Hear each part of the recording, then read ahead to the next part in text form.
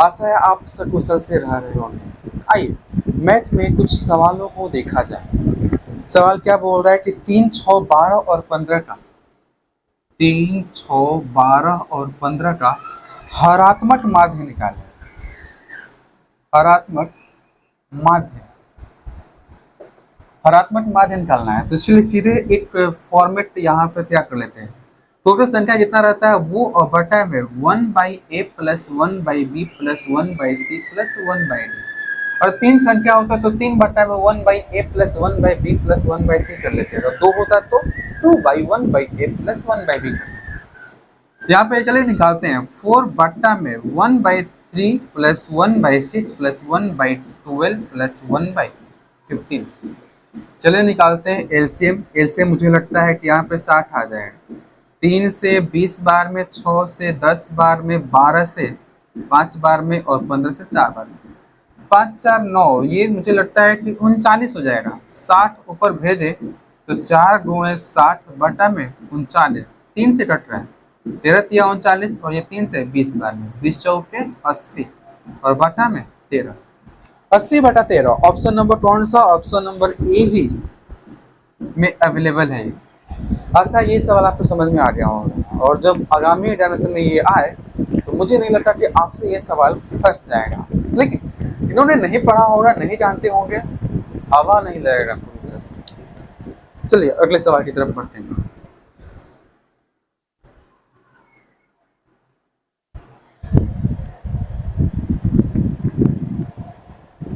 सवाल क्या बोल रहा है कि एक ट्रेन है 180 मीटर का। एक ट्रेन है 180 मीटर लंबाई वाला, उसने जो चाल दिया है 20 मीटर प्रति सेकेंड, और उसी के समान दिशा में 10 मीटर प्रति सेकंड की रफ्तार से एक इंसान को ये कितने सेकंड में पार करेगा?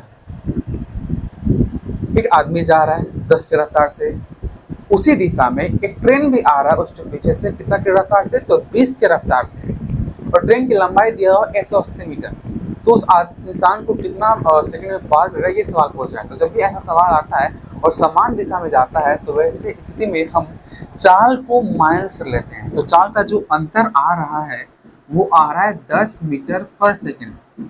अर्थात अगर इस इंसान को स्थिर कर दिया जाए तो उसकी तुलना में ट्रेन का जो रफ्तार होगा वो 10 मीटर पर सेकंड होगा, और टोटल डिस्टेंस वो कितना ट्रेवल करेगा जिससे कि उस इंसान को पार कर लेगा, तो अपने लंबाई के बराबर। यानी कि ट्रेन अगर 180 मीटर कवर कर लेता है, डिस्टेंस ट्रेवल कर लेता है उस आदमी के रिस्पेक्ट में, तो ट्रेन आसानी से उससे पार हो जाएगा। तो दूरी तय करना है 180 मीटर। रिलेटिव चाल यहाँ पे हमारे पास कितना आ गया है? 10 मीटर पर सेकंड। तो चलिए समय निकाल लेते हैं। 10 से दूरी बटा 4 से हमने डिवाइड किया, तो यहाँ पे हमारे पास कितना आ गया? 18 सेकंड। यानी कि वो ट्रेन उस इंसान को 18 सेकंड में पार कर लेगा। आशा है समझ में आ गया होगा, तो नहीं समझ में आया हो तो कमेंट सेक्शन बना हुआ है, और समझ में आ रहा हो तो लाइक भी किया जाना चाहिए भाई साहब, मेहनत हो रहा है आपके लिए तो लाइक तो बनता है ना।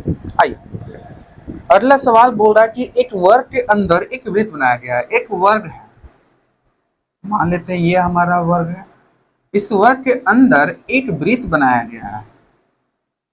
वर्ग के अंदर वृत्त मतलब यहाँ पे वो वृत्त इस त्रिभुजाओं को टच किया होगा, और 4√3 सेंटीमीटर भुजा वाला एक समबाहु त्रिभुज उस वृत्त के अंदर बनाया गया। इस वृत्त के अंदर एक त्रिभुज बनाया जाता है, समबाहु त्रिभुज, जिसकी भुजाएं दिया हुआ है 4√3 सेंटीमीटर। ठीक है, समबाहु त्रिभुज, समबाहु त्रिभुज की भुजा कितना दिया है? 4√3 सेंटीमीटर दिया हुआ है। ध्यान से देखिएगा। तो बोल रहे हैं वर्ग का विकर्ण क्या होगा? वर्ग का विकर्ण चाहिए। अच्छा, वर्ग का विकर्ण जो होता है वो कैसे आता है? तो साइड की सहायता से। अगर हमारे पास साइड होता तो हम आसानी से वर्ग का विकर्ण निकाल लेते हैं, क्योंकि वर्ग का विकर्ण का डायरेक्टली फॉर्मूला होता है, क्या होता है? √2 इंटू भुजा। यानी किसी भी तरह से हमें इस वर्ग का भुजा निकालना पड़ेगा। और वर्ग की भुजा की बात करें तो ये वृत्त के त्रिज्या का डबल हो रहा है, यानी कि वृत्त के व्यास से बराबर हमारा वक्र भुजा होगा। तो वृत्त का व्यास या फिर त्रिज्या आ जाए तो हम आसानी से इसका आंसर निकाल लेंगे। वृत्त का व्यास कैसे आएगा, यानी त्रिज्या कैसे आएगा, उसके बारे में थोड़ा सा चर्चा कर लेते हैं। ध्यान दीजिए, यहाँ पे वृत्त का सेंटर होगा और वृत्त के अंदर में समबाहु त्रिभुज है, तो समबाहु त्रिभुज का जो सेंटर होगा, सेंट्रॉइड, वो बीच वाला सेट नहीं होगा, यही वाला बिंदु होगा, एकदम कोलिनियर होगा। ठीक है।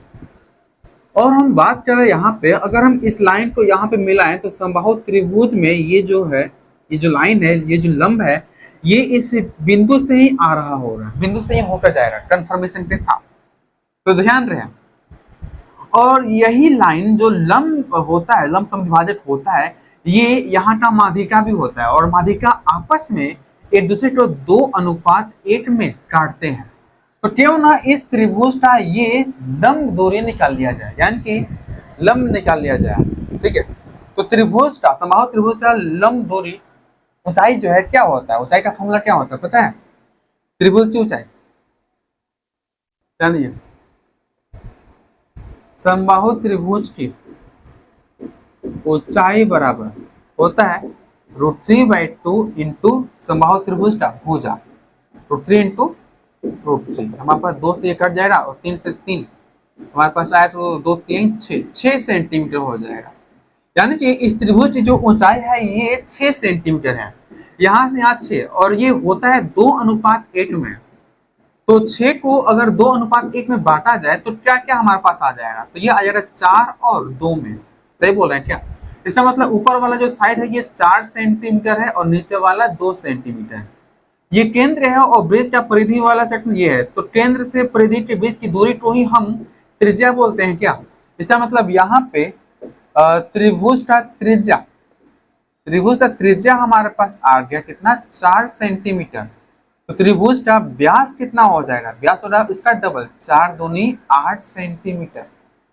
व्यास आ गया 8 सेंटीमीटर, इसका मतलब यही 8 सेंटीमीटर वर्ग का भुजा होगा। वर्ग का भुजा भी हमारे पास 8 सेंटीमीटर ही होगा। तो जो पूछना चाह रहा था वो निकालते हैं। विकर्ण बराबर √2 इंटू भुजा, वर्ग का भुजा कितना है हमारे पास, 8 सेंटीमीटर। तो फाइनल हो जाएगा 8√2 सेंटीमीटर। ऐसा है, समझ में आ गया होगा। बीच में पेशेंट से लिया गया। अगर मान लीजिए चूंकि समझाना था तो इतना समय तो लगेगा ना, अगर मान लीजिए हमें बनाना होता तो उसे थोड़ा थोड़ा बनाते हैं। 4√3 सीधे √3/2 से मल्टीप्लाई करते हमारे पास ये आ जाता, और 2:1 में बांटते सीधे हमारे पास क्या आ जाता, 4 आ जाता। 4 दूनी 8 करते और 8√2 करते, सीधे एकदम सेकेंडों में आंसर आता। चूंकि बताना था ऐसे थे इसलिए समय तो लगेगा ही।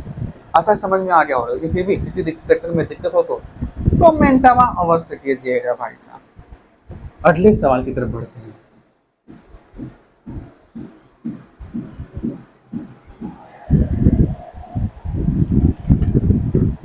अगला सवाल क्या है भाई?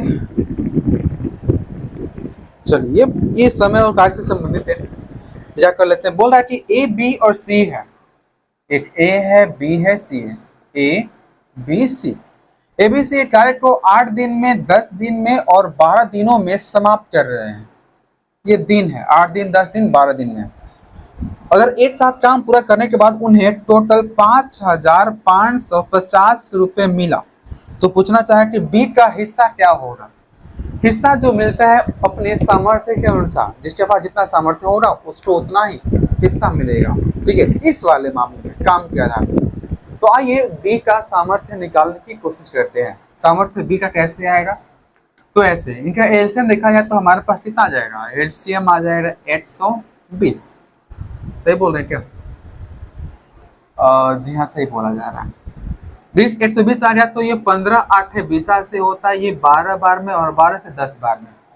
हमारे पास यहाँ पे क्षमता आया है कि ए वाला 1 दिन में 15 बोतल पी सकता है, बी वाला 12 बोतल, सी वाला 10 बोतल पी सकता है। तो बी की जो क्षमता है वो 12 आया है, तो आइए उसके अनुसार यहाँ पे सजा देते हैं। बी का निकालना है तो बी वाला ऊपर रखेंगे और बाकी सबको जोड़ देंगे। 15 12 और 10 मिलकर हो जाएगा 37। चलिए 37 से इसको कटाया जाए, क्या लगता है कटेगा ये?